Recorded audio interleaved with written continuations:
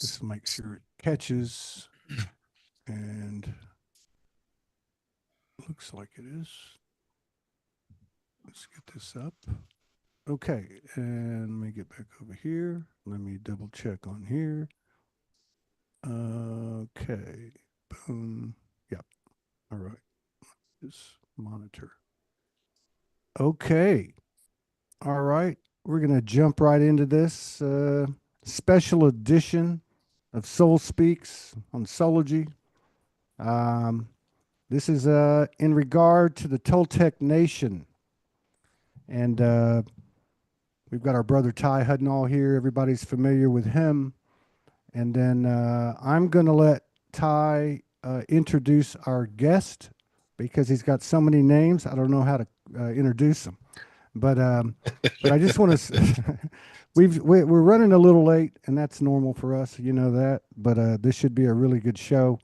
We're going to take our time and examine the Toltec philosophy, history, energy, and I feel I'm getting chills now. I'm getting chills. I've been in Mexico now for almost a year. Be a year next month. And I've had, from the first 24 hours, I had a really powerful experience. Actually, about in less than 24 hours, I was in Puerto Vallarta and I went to see a friend who recommended us go to a metaphysics shop, which is not something you're just going to run into in Puerto Vallarta. And it was a native lady that had lived in LA for a while, and she opened it up called Chakrana. If you ever get to Puerto Vallarta, you might want to go check it. It's in the Central District. And her partner, I think he was Peruvian. He may have been Mexican, but anyway, he had some rapé from Peru. And I'd done rapé a couple of times with my gringo friends. And they had this little thing that looked like a one-hitter.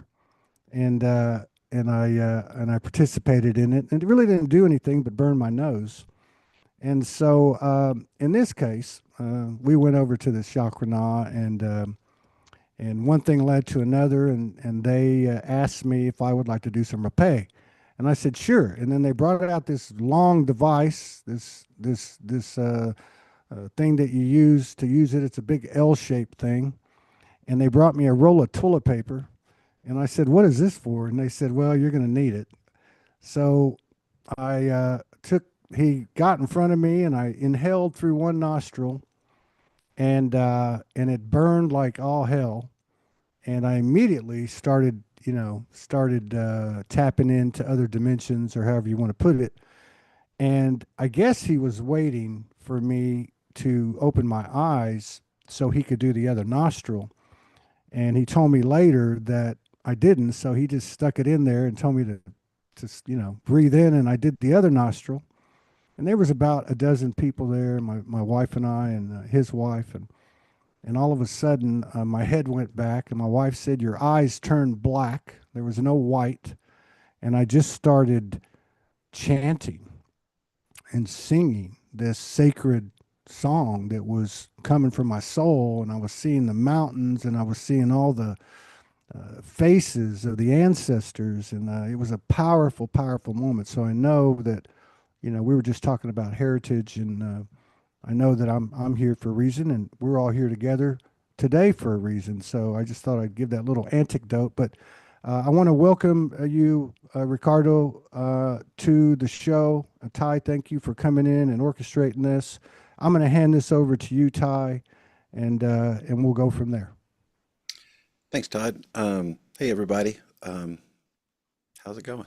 I want to introduce Tonatiuh, officially Ricardo Cervantes. And I want him to kind of describe in his own words his lineage, his tradition, and we want to bring him forward to do that.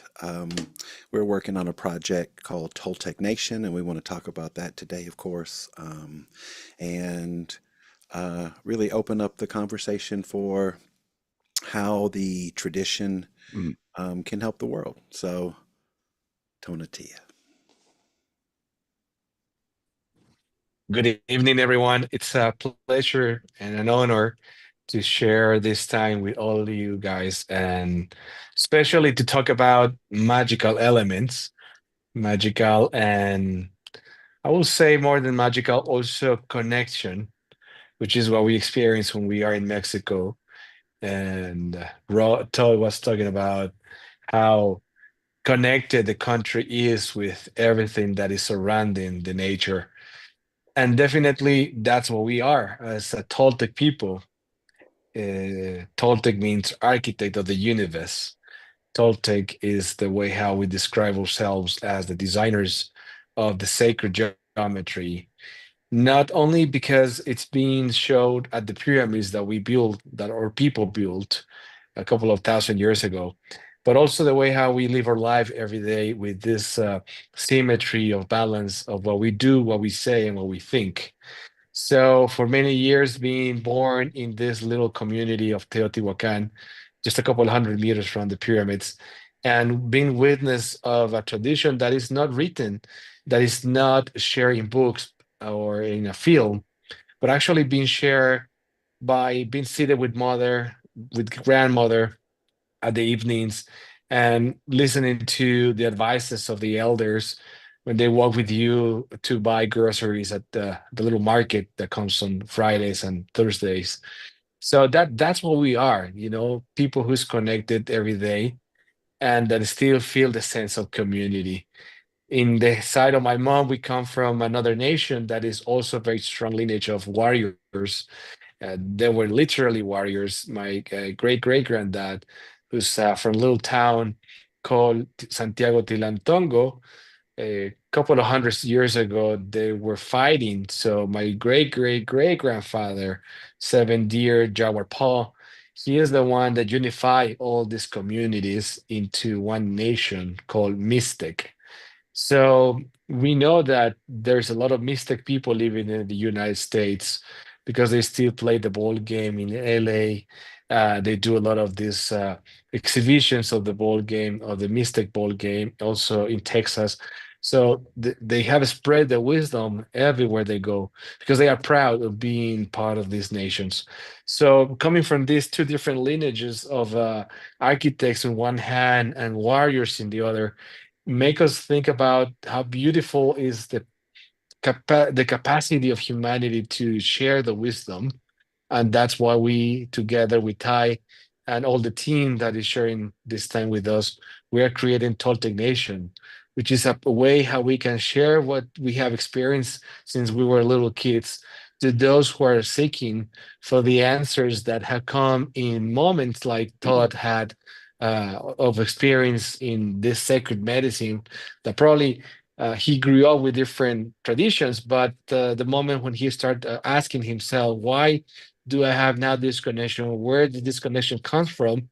That's where the Toltec philosophy comes, and that's where the Toltec nation is made for, to help you understand why you've been a designer of your own path, designer of your philosophy since you were born, but you didn't know because no one tells you that you have to understand your geometry, you have to understand the numerology that is surrounding your life and your birth. And once you understand it, once you embrace it, that's when the wisdom is still it's open for you. That has been still there, hanged and waiting for you to wake it up. Mm, wow, thank you. One of the things that I noticed in this 11 months I've been here, and like I said, about uh, 6 weeks ago, I ended up in this town called La Piñeta, which means pine cone, which is interesting. It's the bay is the Piñeta as well. But anyway, the town that I'm in is I think around 20,000 people, and this side of the highway is probably about 7 or 8 streets this way and 7 or 8 streets that way. And I don't know how many people of those 22,000 that live on this side, but not very many. That's where all the shops are and the Avenida, the main thoroughfare. Um, but what's really interesting is it's got this cultural flair that I was familiar with as a kid, as I was telling you, growing up in South Texas. Parades, family, uh, pachangas, we used to call them, where you all come together and barbecue, and it was so crazy because they have these parades with two floats and a little marching band of teenagers, and then they'll have like 2 dozen uh, people following the band, and they'll be in indigenous attire, and they'll have the drums, and they'll be dancing, and they're shooting the fireworks, and people just get little chairs, and they sit on the avenida, and they just watch it, and everybody's so cool and so tranquil and so relaxed. The pace itself, I think, speaks to the heritage that you're talking about, and I believe it's obvious that it must have permeated into, I would say, really the nation as a whole. So I want to ask you, I didn't know that you had the warrior on one side and the other. And I also didn't really grasp it until we met today, although Ty had told me that you literally live in the little town where this pyramid city is. Okay, and and so really, I mean, that's crazy. Like that's just like wow. You know what I mean? Like that's like how does that even happen? But being exposed to this environment here, seeing the structures and the way everything's set up, and people, you got to understand. You walk down the street, the cobblestone streets. People sweep the sidewalks. They spray down the street. A Westerner might go, "Oh my God, what the hell is this?" But you walk by, and there'll be somebody sitting in their house right here. The next one's a business, and the house that the living quarters are behind it. Everything is community oriented, like a bunch of ants. Everybody's doing, and it's just you just don't hear anyone screaming and yelling, and you don't. There's no hell raising. It's just like, and I know that there's a reason I'm here, and there's a reason I'm here today to I guess for you to lead us and expand this energy that you're speaking of. I just wanted to give people another perspective, uh, that could help them maybe where we haven't been able to actually go through the motions that you have. So you grew up in this little town next to the pyramid, and I would imagine that much of what you've been taught has been through oral tradition. Is that true? That's true. And it's so interesting how through the time we did not realize the beautiful thing. That fireworks announcing the party right now on the back of the sound. So it's like you said, it's all the time happening. So they don't give us a book or they don't give us a sheet of paper and say, hey, sit down, let me tell you this and write it down. It's actually by example. And that's one of the things that I have tried to teach to my kids, that everything we do, we have to do it correctly and we have to do it right because they are the copy of who we are. And once we do that, we are going to be a replica. We're going to be a copy of our ancestors. So if they did it good, we're doing good. If they do wrong, we're going to do it wrong. So we learn it by the time.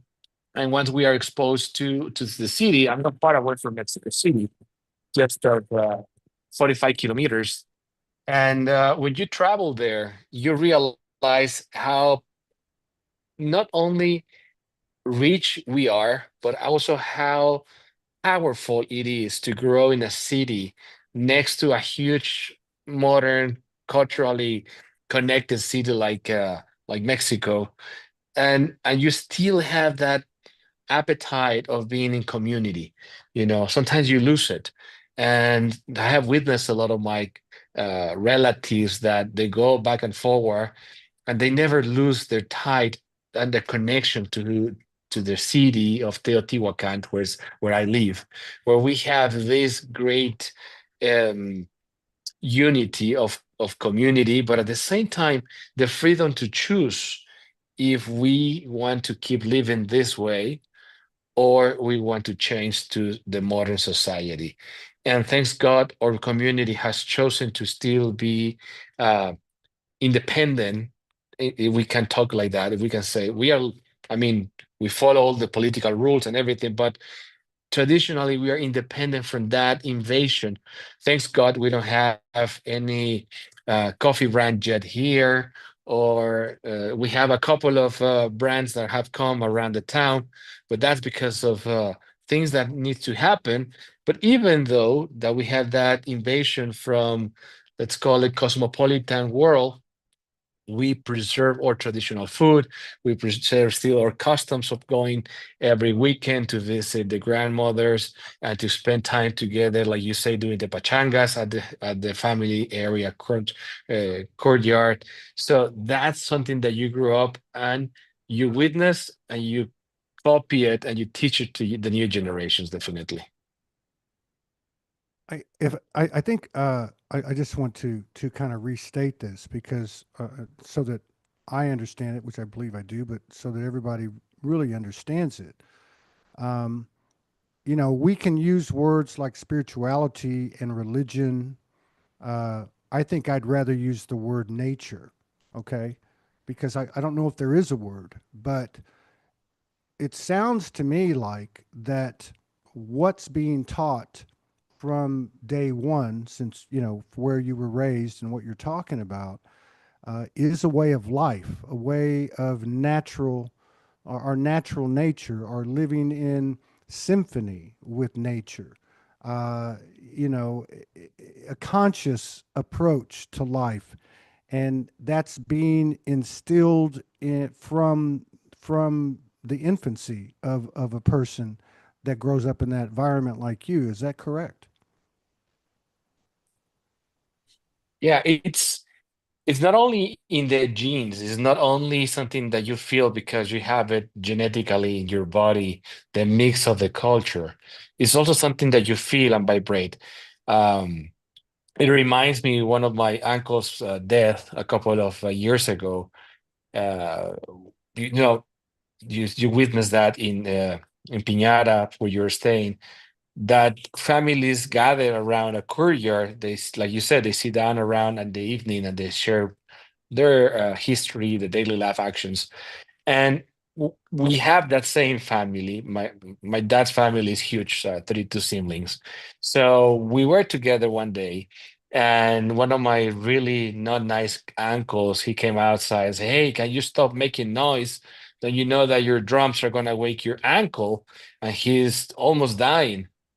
And I remember my uncle coming up through the gate and saying, "Hey, no, no, no, keep dancing, keep making noise, keep playing the flutes, keep playing the drums, because that's the only thing that reminds me that is still alive with you guys." And he passed away half an hour after that, you know. So in our tradition, the only thing that reminds us that we are alive is the tradition that we have and the unity that we have with community. The moment we don't hear the drums, the moment that we don't hear the laugh of the kids, the moment we don't have the piñatas hang on the patio ready to be broken on the birthday celebration, that's when we are dead. And most people is dead right now in the world, in their own homes, in their own community, because they don't feel it anymore. They don't have the sense of connection with with the community. Yeah. Now, thank you. Now, Ty, I've known you for quite some time. Everybody knows that. I don't know if everybody knows your history. I do. Um, it's in the bio, by the way, and we'll take a look in a little while at toltecnation.com. I was looking at it today. They've got a trailer out for the documentary that they're working on. But I know you grew up in Dallas. I was there. I'm familiar with some of the stomping grounds that you were running around in. I know that you studied Thai massage. You studied some other ancient traditions, and at some point, I don't remember exactly how it happened, you connected with the Toltec. And then in recent years, you have been going with uh, your brother there and running retreats. Um, in the area where he lives at the pyramids. Can you just kind of give us some reflection and kind of a synopsis of what that's been to you, how you came into it? Maybe not so much, but like, what was it like to actually go in there and immerse yourself into the Toltec traditions? Okay. Yeah. I started out um, with the African traditions, and my astrology teachers were priests in the African traditions of the ancestral traditions. And then I did go to Thailand and study with the master there. Hmm. And my teacher in the African traditions really wanted to connect with the native people because he really felt that the African traditions had a strong connection Hmm. to the native traditions. Um, and especially in central Mexico, connecting to the Olmec and the Toltec. So this was one of his dreams, and um, I guess this is how I usually tell this story. I think I had broke up, or no, she broke up with me. Okay, that's how it went. And I was feeling Hmm. sorry for myself on the couch. Okay, and then I got a phone call from Marianne Thompson Frank, who is um, the head of the Memnosine Foundation that brings spiritual leaders together from all over the world. And she said, "Would you like to have a hamburger with the chief of the Toltec people?" And I remember my energy just shot up on the couch, and I said, yes. And so I went there, and then of course he asked me if I spoke Spanish, and then when I said no, I think he talked to me in Spanish for the next 2 hours. hmm And Tona was there that time too. This was Tona's first time in the U.S. This was 2008.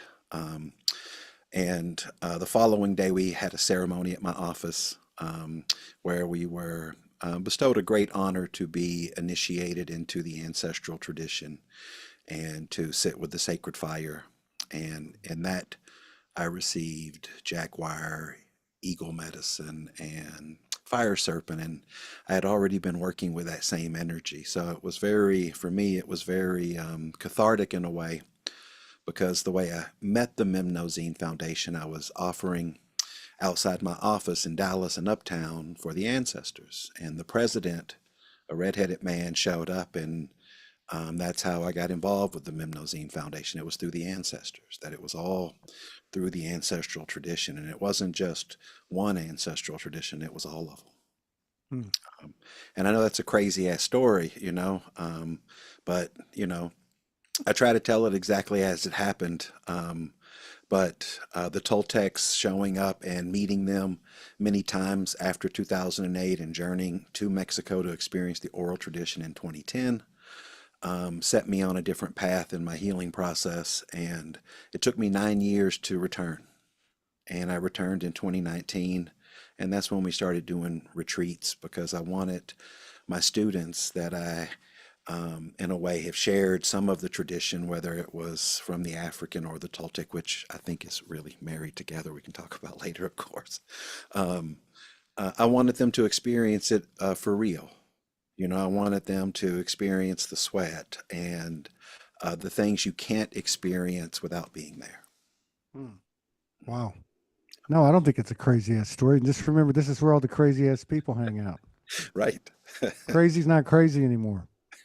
And I do think uh, that there's an obvious connection. I mean, you can look at some of the anthropological, archaeological stuff that's become more available now, where they're having, be it petroglyphs, and that are the same thing in North America as Central or South or even Egypt. And then, of course, the stories of the people from the sky people coming down and sharing their knowledge with the women and with the tribes and teaching them our agriculture and architecture and this and that. I would I would think it's safe to say that the indigenous oral tradition, there's probably a bunch more information there than even what's been coming out these last few years on the internet.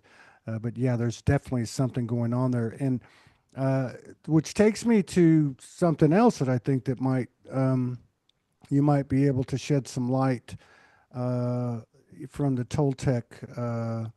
And you're growing up there next to the pyramid and being immersed in that culture. Uh, and that is, we're in 2025 now. We're in a time when that's been prophesized by many schools of thoughts and many cultures and many spiritual sects and that type of thing, for better or worse, let's just say. What is, and keeping in mind what you're saying, in that this is a way of life. This is a natural flow. This is living. This is living unencumbered and relaxed and in the flow, basically. Something that the indigenous, the Aboriginal, have maintained, as you and your family have, and your people. Uh, Now that we've come full circle and we have the expansion of the distortion of commercialization and industry and the technology and all that, um, and yet there's this baseline that you represent and that you are a wisdom keeper of. Uh, where does this all sit with you today and your people and people like you? Now that we've kind of come full circle and it seems like the pot is boiling over, do you have a specific role? Were you preparing for this time? Were your people preparing for this time? Do you have anything that you can kind of share with us in regards to the time that we're in now, and kind of connect that to what you represent in your way of life? It's a very complicated question to answer in one word or just one answer without bringing the time back till 1992. 1992, we celebrate basically 500 years of the connection between the old continent and this continent. And when that happened in Americas, there was a gather of nations in Teotihuacan when they choose my dad based on what we call the Peace and Dignity Journals to be the guy who represents not only part of the culture of Teotihuacan, but also to be the keeper of that. And when he started doing that and bring back the history and bring back the traditions that were not lost, but put aside in this growing and develop of the civilization in Mexico, because 1990s in Mexico was a very complicated political and economical year that changed basically and broke a lot of people in Mexico. That was like your Black Tuesday that you have a couple of years in America. So back in those years when they give this responsibility to my dad, he had no idea what he's going into. And through the time, people start to make fun of us. I remember that in high school. I remember that when people were like, "Oh, you dance like barely naked with your feathers," and they make fun of how we dance. And people start calling us, "Hey, you dance like the ancient Mexicas. You dance like the ancient Aztec people. You're bringing it back, you know." So it was an offensive way to call our family Mexicas. Nowadays, everybody wants to be a Mexica. You know, nowadays everyone is proud to be, but it's been more than 40 years of fighting to stand up for who we are and how we are. Uh, Teach the people how to walk proud instead the head up, you know, put the forehead up and say, hey, this is me. This face represents not my dad, not my grandfather's. This face represents basically 2,000 years of history, represents who we are. And one day, some friend of mine, and actually a couple of weeks ago, also a friend of mine, she said, would you like to do the blood test? They sell it in CVS pharmacies in the US and they give you back. And I took a picture of the Museum of Anthropology and said, hey, what other evidence do you need more than this picture made 2,000 years ago with clay? And look at the face, look at my face. I don't need any other proof to tell that I am a Toltec. So The role that I have now, and I think not only me, but also people who follow my dad's steps. And now, thanks God, there used to be now there used to be like a couple of groups of dance and schools of teaching philosophy of indigenous and Toltec nation. Uh, Nowadays, there are many little places where they teach this. And then you see kids excited to go and dance every Tuesday, every Thursday at the downtown area. And sometimes they are afraid to dance, but they are there. They are seated, listening to drum, listening to shakers, and they participate, at least helping, bringing the water, hanging out some fruit for the dancers. So this is how it's changed a lot in 40 years. So it's not easy to be the bridge between the two different worlds of tradition and at the same time, let's call it contemporary world, right? But at the same time, to represent the effort to be a successful person at the same time, because this is something like my dad, for example, grew up. If you're indigenous people, that doesn't mean that means that you cannot uh, run for this. That means that you cannot try to have this or that element, because if you go and cross the line and you go into this contemporary world, you are losing the roots and you are a fake indigenous. Okay. If you wear a Apollo, you will not be indigenous. So that's how my dad grew up, trying to not become, with all the respect, the way how we say to the in Mexico, the white sican. You know, if you jump into that, you are losing your roots. Mm, But I think one of the jobs that I have, and also some people my age, is to tell them, hey, you can have the best of both worlds. mm. How you balance it, how you teach your kids to balance it, is the responsibility that we have now for the next 20 years to show to the new generations and share with them the value of a person is not the way how they look, but the way how they really are committed to what they say, what they think, and what they act. So when you keep these three elements together, not only what you say is what you do, but also how you think about what you're saying, you know, and this is the way how we are teaching the new generations, and by showing in media, social media like Instagram, TikTok, this is the way how we can introduce back the culture into the new generations that are probably a little lost in this crazy Wi-Fi or network. You know, nowadays with the GPT or something like that, it's called. Uh, we have now more robots, than thinkers. So we need to bring the heart and the soul to the people so they don't lose who we are and who they are and they are going to be. So this is our job and this is what we are doing. Yeah, thank you. That's a really good point. I'm glad you went back to 1992 and some of the prehistory of that too, because and the word that we use where I grew up in South Texas was anglicized. And although we weren't indigenous, I'm more of a mutt. Like me personally, I'm 30% indigenous, and then 60% Portuguese and Spanish in my DNA.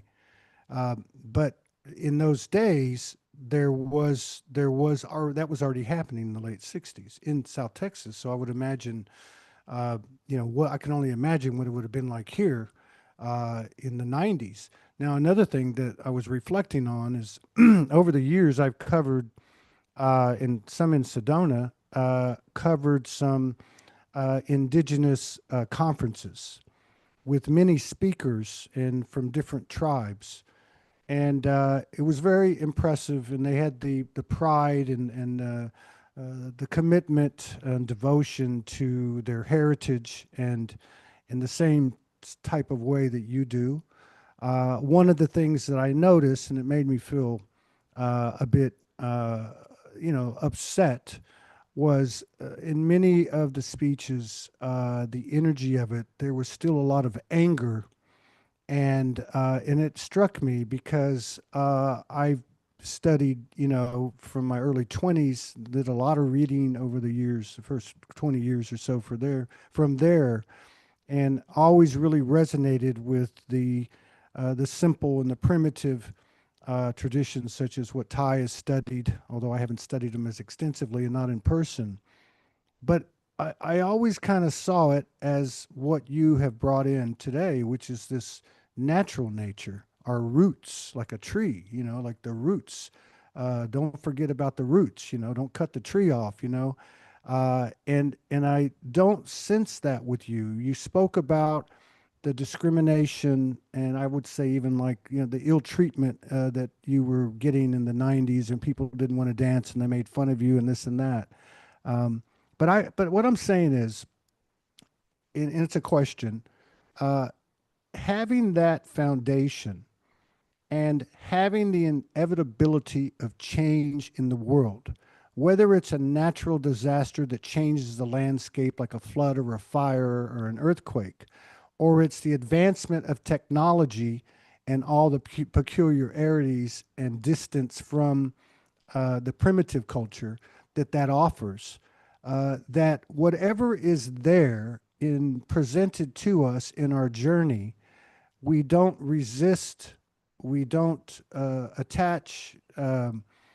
Is that part of what you're teaching? Because I would imagine what you're teaching does have that foundation that you speak of and carry, but at the same time, there's other things that have been brought into the picture. How do you address that on a personal lifestyle in what you teach and what you pass on to the children? How do you approach that? You touched on it a little bit when you said, you don't have to be uh, so astute in like your father. You were talking about your father. Well, I can't wear a polo shirt, and you said already, well, you can kind of mix them up. How do you look at that? How do you look at technology and change and the industrialization of the world and that type of thing, maintaining your foundation, but still coexisting? Do you see it as a natural process? Do you use the same process as you do with nature, so to speak? If we think about a tree and the way how you describe the roots of a tree, first, depending on the type of tree, but let's call a normal tree, we had a seed. First, you have to plant the seed, irrigate it, and it's going to take a couple of years to become a strong, solid tree, and a couple of years more to give the fruit. Obviously, the tree has not the same constitution, physically speaking. It has to renovate the skin. The bark of the tree has to be renovated. The leaves have to come in and out, and they have to change. And at the same time, everything, all the environment of the tree change. It's not only a tree alone in the middle of the garden. Sometimes it will have flowers. Sometimes dogs will come and pee on it. Sometimes the birds will come and put a nest on it. Some people will have to come and find shelter under the tree.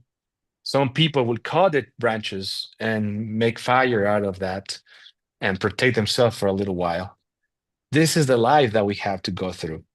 So it's not something that we like you mentioned in the 1990s, the speech of the elders was we were conquered, we were caught. But through the time, I think the new generations, we have teach the elders that the pain is okay, but how do you go and manage that pain and how you transform that pain into happiness? Happiness needs to be coming a duality with pain at the same time, like black and white. So if we cannot be all the time happy, then we'll become crazy because we will not be serious. So we need to have both sides of the mirror, both sides of the. We have a black mirror of obsidian stone here, and both sides are black. So depending on where you look at you, which side you look, if it's the side that received the sunlight, it will shine too much that will blind you. If it's on the other side that there is no sunlight, it will be so dark that you will see nothing but your face. So how do we teach today the people to manage those emotions and how we teach them how to twist the emotions into the opposite and back and forward? That's the teaching of the Toltec philosophy. We have a special word that has been misunderstood through the time by the people who unfortunately does not grow in the tradition or does not grow in a little community like we have done. all of us. Uh, and they said Nahual is the monster. And I'm sure you have seen the alebrijes, the monsters of the imagination of a person who's had dream, and they have these multi animals like a dog and wings of eagle, face of a duck, and legs of a crocodile. So those are your monsters. And I would not fight with your monsters. You're fighting with your own monsters. I teach you how to talk to your monsters and how you can process and manage them, you know. And this is the process of the Toltec philosophy, how to put your pyramid and have the pyramid in one side, and which is the correct side. All the sides are correct. It depends where you're standing, how you want to use them. If you stay here today, you're carrying everything. But if you are here tomorrow, you're on the top.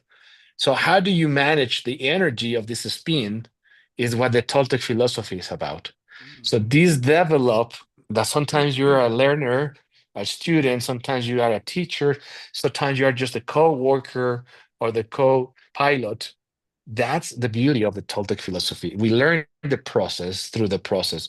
And for that, we have a thing called Tonalamat, which is the chart of the destiny of the people that we recommend that you do it for your kids when they are born. So you can say, hey, the only gift, a lot of people will say, education is the gift for the kids. And I would say, no, the chart of the Toltec philosophy is one of the gifts that you have to give to your kids. So they can know where they are standing, who is their monster, which is their power. So they can embrace it, they can work with it to the time, and they don't grow seeking when they are 39 or 52 for this energy that they know since they were born. So this is the Toltec way, and this is how we approach to the balance. I can totally relate to that. I'm listening to you and I'm thinking, oh, there's some different words. I must have some Toltec or something in me, because the reason is because a lot of people know my story. I'm not going to go into it, but I would in the past have used different words, which are demons. I've sat for hours and hours and days with demons, and I know, because I know they're my demons. You know what I mean? Bringing equilibrium to light and dark within my own field, type of thing. Now, listening to you talk and having listened to Ty before, talking about the spin, okay, and then having the imagery of the pyramid, okay, I've got to ask you this question. Both of you are certainly welcome to answer. Ty, you can jump in as well. But in the what you might call the light worker circles, the star seed circles, the healing circles, the energy worker circles, there's much talk about the middle road. There's much talk about the 0 point field. I call it the soul highway. And the idea behind it being that you're bringing to the center two polarities. And so in essence, you're holding the weight, so to speak, of each one of them in the same hands. They're not differentiated. Okay, now I know that there's many different modalities and methods and that type of thing. But what I'd like to do is have you expound a little bit on the pyramid, and the spin, because I don't think that is a total deviation from what I just explained. I think it's like a higher level or a deeper aspect of the geometry. So in other words, let's say that the polarities are here, and I come from a Western environment with Eastern influence that says you want to bring these polarities into the center, and you find your balance, and your chi begins to flow. But at the same time, I can totally relate to this spin action. And then to have the imagery of the pyramid even creates a more of a multidimensional conscious understanding or awareness. So if you guys could expand on that a little bit, but I've got to ask you one question, because in the research that Ty gave me, or the links Ty gave me, one of the things, and you mentioned it, that uh, that I'd like to know a little bit about. You don't have to do it now, but before we get out of here, I'd like to know what the relationship between obsidian and the Toltec people is. But if you would talk about the spin and what I just brought up, I'd like to hear what you guys have to say. Thank you. I think that this is where modern science is finally catching up with what we have ignored about the basic physics of our universe. And what I mean by that is that awareness shapes gravity. And when we become aware of something, we shape the density of things. And this is how the universe uses this spiral or fractal motion. And I found it in every culture. I found it when my client levitated. And the science of gravity itself and how we shape our feelings, I think is what we're really talking about. And it only happens through awareness. And that's all the people that I work with in my classes and stuff, it's all about development of awareness. You cannot give it or bestow it. It has to be developed. So like how we learn to accept ourselves through rejection itself would be a great example that they are synonymous, but my identity is not rejection. My identity is accepting myself, and rejection has been my teacher, Hmm. is how I would explain it. And try to simplify it because that's the hardest thing I think here is to simplify that when Tona talks about the oral tradition, he's talking about your energy field. Hmm. He's talking about, when you said light workers. So, the oral tradition literally is the energy field. And one thing that's really special about the Toltec tradition is that all the other energy systems did not include the spiral of how we organize our feelings. And they did. And the physics shows us that nine, this number of nine, the solfeggio frequencies, the way that the body collapses charge into Todd's 0 point, and the mystery of what the hell that is, okay, is here in this tradition. And it is about living and the consequences of not living. And of course, facing death is such a huge part of that. And Tona and I have come together as our elders, are crossing this barrier into the other world. And the legacy of that and the legacy of what they have taught us, I know we both feel is very important in the world because it can only be shared, it can't be given. True. Thank you. Tona, do you have anything to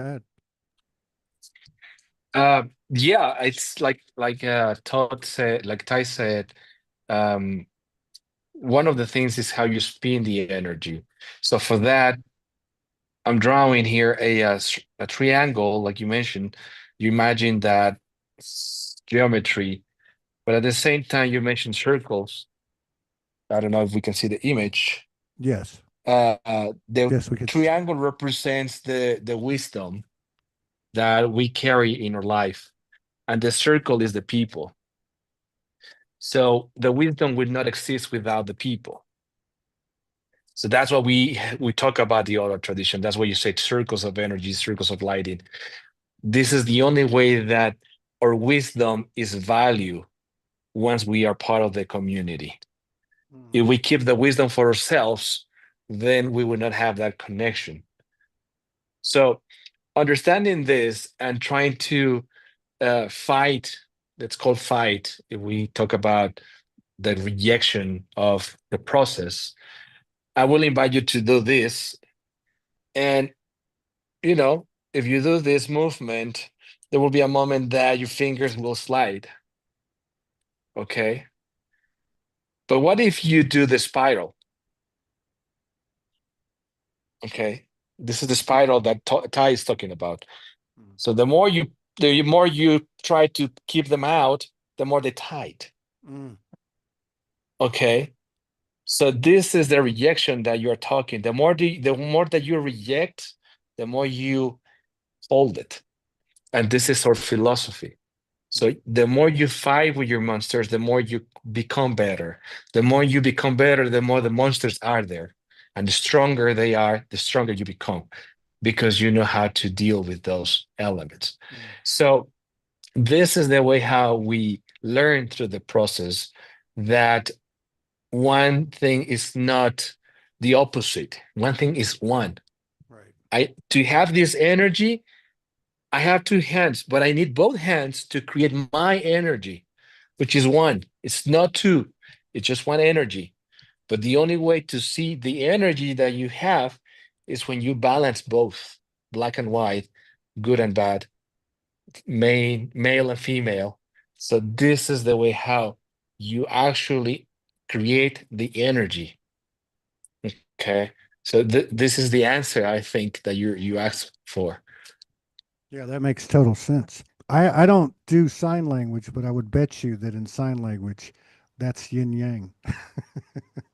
But um, well, it's fascinating too because again, I think one of the things that's happening on the earth right now, obviously, there's an expansion of consciousness.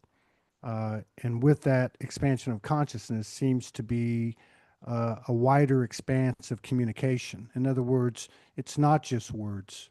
It is the energy of the person and of the shared experience. You can call it telepathy. You can call it whatever you want to. So I see things, as you're talking to me, and as you're talking about this spin, the other thing, and what you were saying about sitting with these animals, or I might call them demons, or the dark, or whatever you want to call it. It's part of you, right? And then the spin, right? So sometimes you wake up, and people talk about the spirals of life, and how as you go up the spiral, you're going to see the same theme as you get to this side of the spiral, even though you're higher up the staircase or whatever you want to call it. But you're seeing the same uh, band of frequencies or conditions. But what I like about your explanation and what I can see in my own field is how I get off with you and I take a nap and I wake up. What side of the pyramid will I be on? You know what I mean? Like I may walk out and I'm on this other side where there might be my jaguar, or there might be a demon, or whatever the case is. So, what it says to me is the same thing. It's actually more intricate. And I love the fact that there's four because we have the four seasons, and so many other times the four shows up where it's not the balance is gained to a greater and greater degree the more, and this is what I think you said earlier, the more familiar you are with each face and each facet of that pyramid, right? Because each side of it, each facet of it, is a different element of you, right? And so I guess at the end of the day, it just really boils down to as the ancients have said, to go within. But I like what Ty said too. Like you can pat, and you proved it.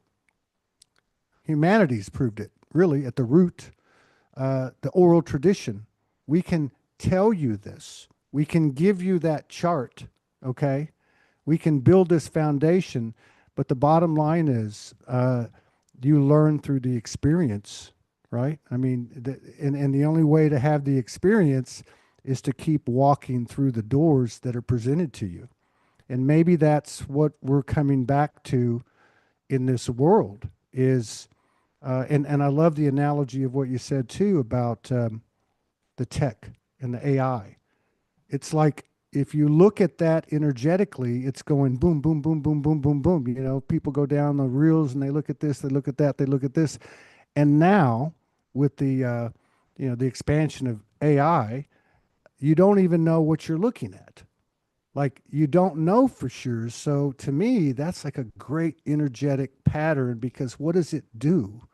It becomes so convoluted, then you end up going into the last place that you ever thought you'd go, or the last place you'd look, which is yourself. So I can see the spin, and I can see the circle and the triangle in the middle. It makes total sense. And I think, and you guys jump in and let me know, but this is not the geometry this is just the tip of the iceberg, I think. Is it? Well, I will have two answers for that, and I go first with the AI. Um, I don't know, maybe Ty will help me to correct this, but the universe is sometimes aligned with the dark side, the elements that doesn't want you to wake up, hmm, right?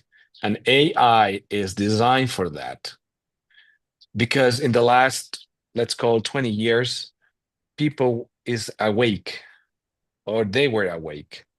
And the only way to stop awakening, but you decide the name, government, millionaires, you have the name for that. I don't have it.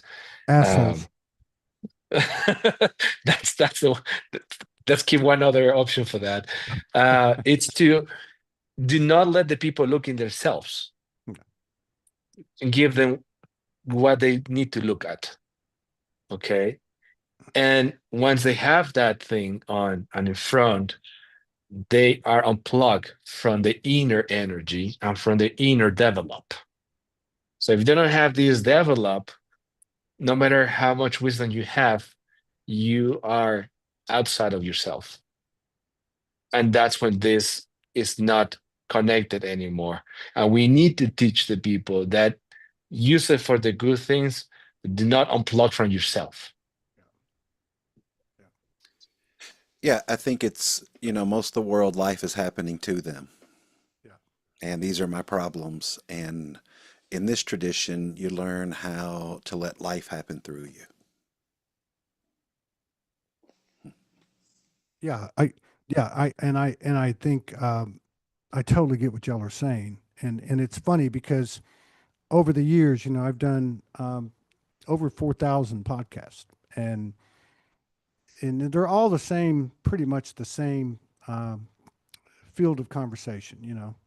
Whether, but it might be fairies over here and dragons over here, and eat you whatever. But how are we functioning? What does it mean at this level? And a lot of people would say, hey, AI is bad, uh, and I would just think to myself, well, I mean, technically speaking, I'm AI. You know, I mean, somebody made me. You know what I mean? Like, and I guess where I'm going with this is that there's nothing out there that's not me. There's nothing out there that's not creator. And what you said was like, you can use it for good. You can use it for bad. You can stay connected or you can disconnect. And it's just ironic and paradoxical, at least in my experience in life, how the universe can show you one thing, and as soon as you think you know what that is at an absolute level, it shows you the other side. And that's what I was saying about the metaphor of what am I looking at with this tech? It's become a blur. So that to me is to me anyway. Maybe I'm just a optimist, but it's like to me that's like where else can I go now? Like I can't even look at that anymore. It's blinded me. I don't know what's real and what's not real. It's an interesting proposition uh, because of where we're at as a world, and also because of the speed of evolution that it's showing us. In other words, I look at the tech and I go, wow, that's, and of course we already know that whatever tech those a-holes that are giving us now, they've had it for 50 years. So what do they have? You know what I mean? It can get very complicated. But without a doubt, this life is a mirror. And if the technology is growing at such a rate, so accelerating so rapidly, then that's got to say something about what's happening with our own technology, the original technology within ourselves. Um, so anyway, thank you for letting me expand on that. This is a great discussion. I wanted to ask you guys, in terms of um, like what's been prophesized, and people are really caught up in the clickbait aspect of that, and predictions and prophecies, and prognostications, and energetic weather reports, and all that stuff. That can be a distraction too. Um, in the Toltec tradition, if somebody is really immersed in that way of life, I would imagine they don't really give a whole lot of thought to what's going on in the movie script that's going on in the world, so to speak. Do you have any thoughts on that?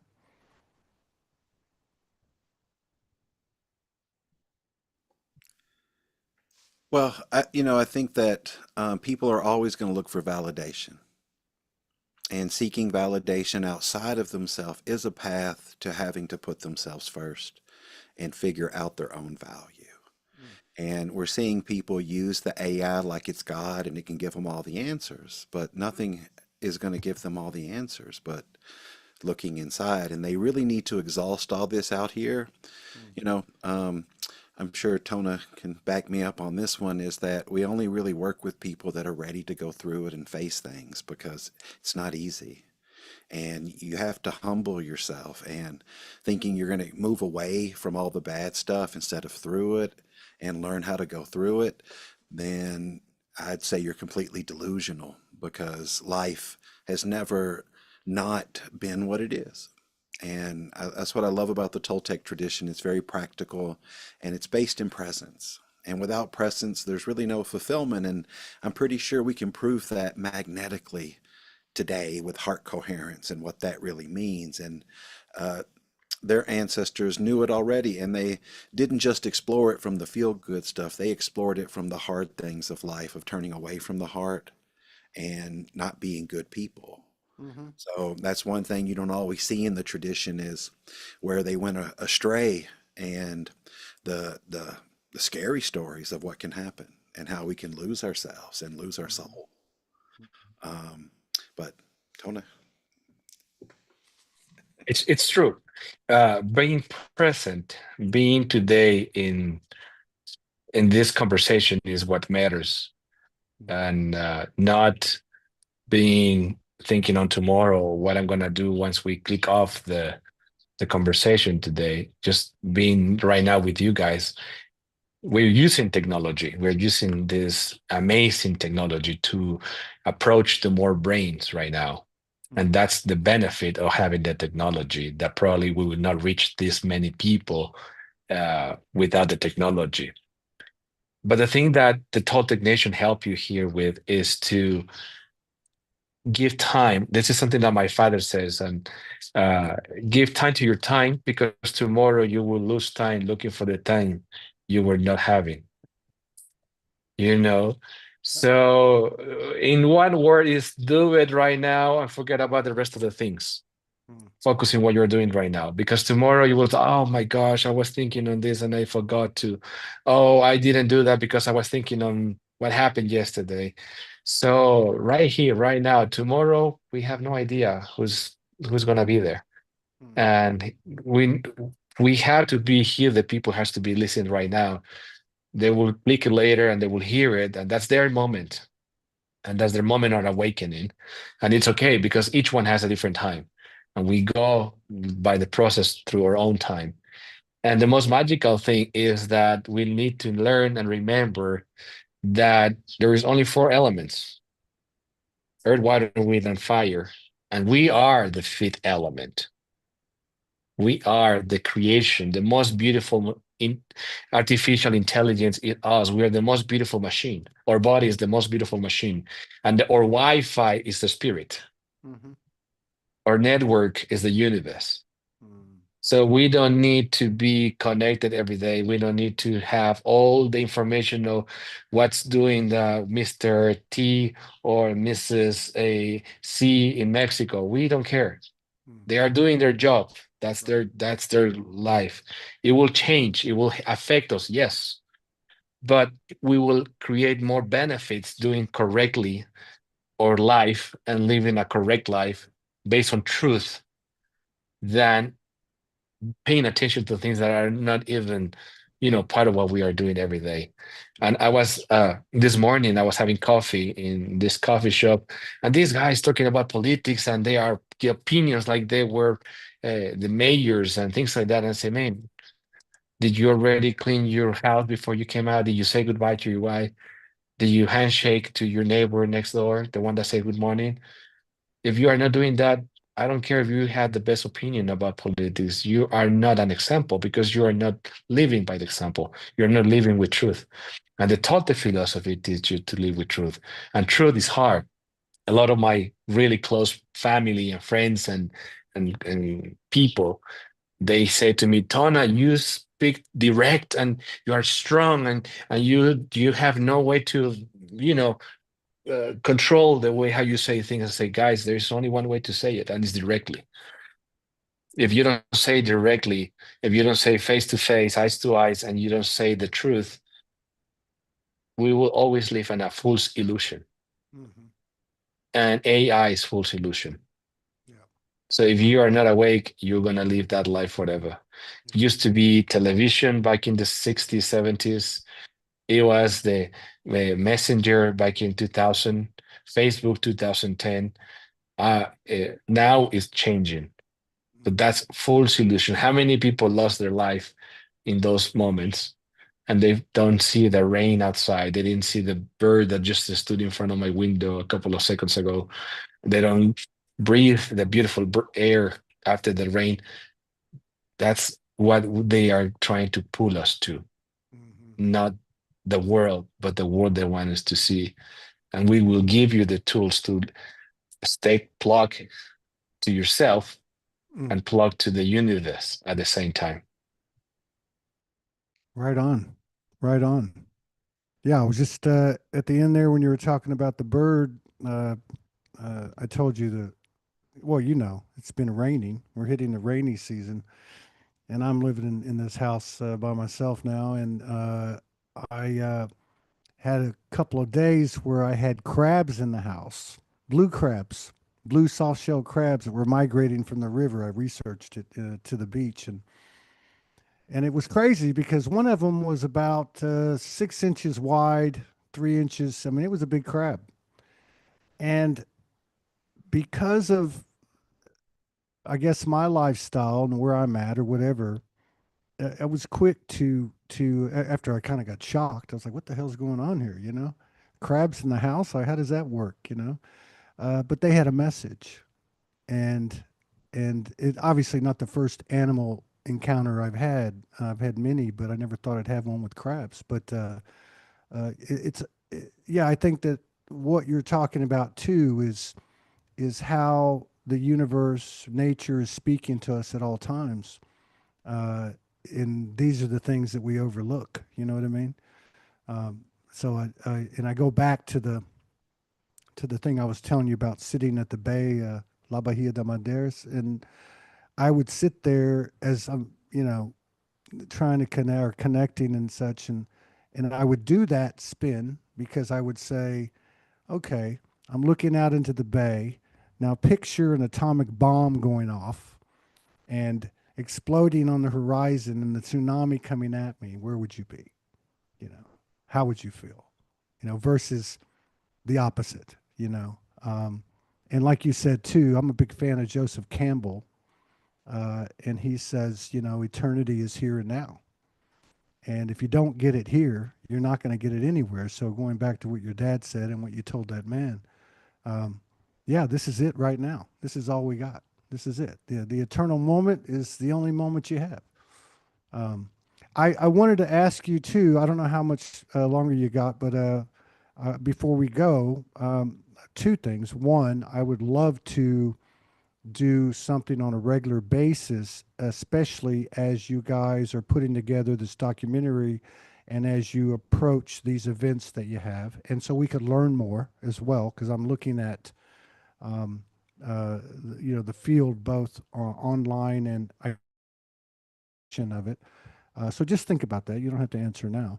But I'd also like to play the trailer. Would you guys like to play the trailer to the documentary and then maybe speak a few minutes on that so people can understand a little bit better? Okay. All right. Let me just get it set up real quick.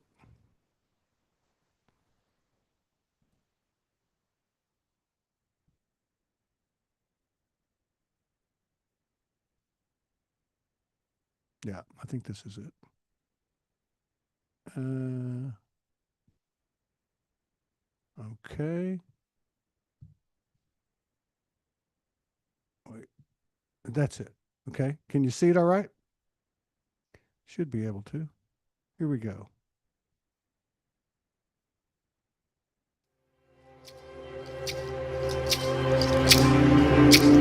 Before time was written, those who walked the path of the artist, the warrior of the heart,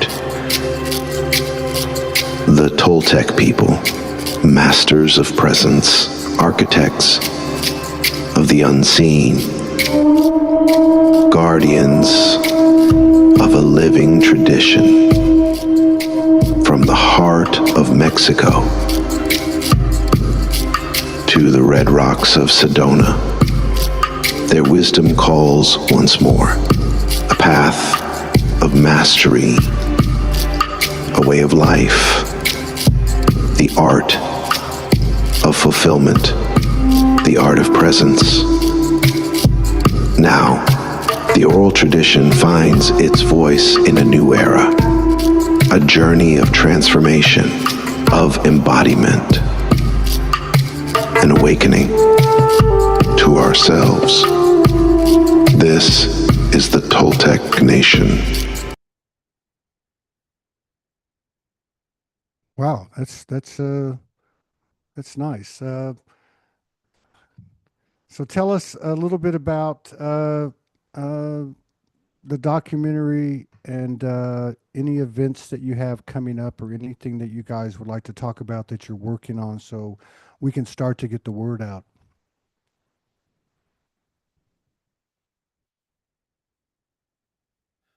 All right. Well, we're going to be in Austin on the 8th and the 9th of August. Um,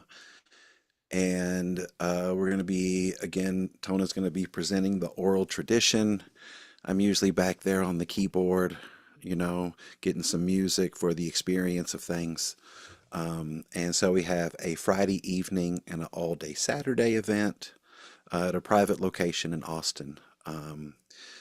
And we are also doing a private little fundraiser also. So if anybody's really interested in that and would like to be invited, we're going to be sharing um, what we have of the documentary, which is called A Journey to the Heart of Us All. And it's really about how the tradition can help people in the modern world, how it can help us face our problems, and really understand how our feelings work and why they're so important. Mm, mm, And I think that the most important thing, if you come with us in August and witness this tradition, is what you're looking for. We are not a book. We are not a movie. We are the real people. And you can touch Ty, you can touch me, you can feel it, you can smile, you can cry. And I think that's the most beautiful of these oral traditions that are all over the world, with all the traditions that we really connect when we are present. Technology is great, but when you are next to the person, the vibration, like the waves that you have in your background, that vibration is connected. So one thing is watching these videos, and the other thing is to be part of this connection that only happens when you are 30 centimeters from the person. So that's what you will witness. That's why we are inviting you to be part of that connection. mm. And Tona, can you speak a little bit about the history of the Cultural Center, and how this project is supporting and that and wanting to bring the Cultural Center forward because you guys have been doing it for so long, but we want to share the word. Can you tell us a little bit about that? Since 2000, there is a great vision that my dad had one day, and Mary Ann Thompson Frank and the Memnos Institute helped us to create this dream. She talked to him and said, uh, please write the number. I have a check for you to say thank you for what you have done to me. And my dad grabbed the check and said, thank you. I don't need your money. I'm happy. And Marianne said, that's what I was waiting for. That's the answer. Now let's talk about the real business that we are about to do. And that's when all the culture that we have, we put it in a place that is called the Cultural Center of Teotihuacan, which is based for people who wants to come and share. It's a place for you to come and explore your wisdom and share with the people based on the Toltec tradition. But also it brings and invite people to come from different nations. Thanks to this vision, we have shared the Toltec wisdom in the 5 continents. We built a 2 rooms place for teachings. We built a board game stadium where we have the national competition of board game Clashco happening. We had the national women's competition happening at the cultural center, and we have the families gathering there to do ceremonies, especially in Mexico, where the new laws prohibit that you do ceremony in the sacred sites. We create this cultural center for you to come and do it and use it for that purpose. You know, the government doesn't want you to wake up. The government says, "Oh, this is your pyramids. Yes, in paper is your pyramids, but you cannot dance, you cannot pray. It's forbidden because you will damage the pyramids."